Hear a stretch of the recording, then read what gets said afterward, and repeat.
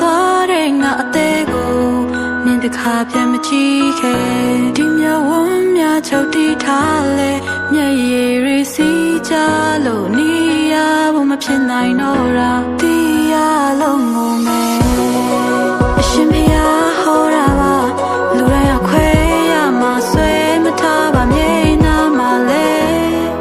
မလို့အရင်ထွက်သွားပြီမှာအစိမ်ငွေရှိုက်လို့ငါအသိမေးလိုက်ဖို့ကြံနေရှင်မနာချင်းစရာတွေ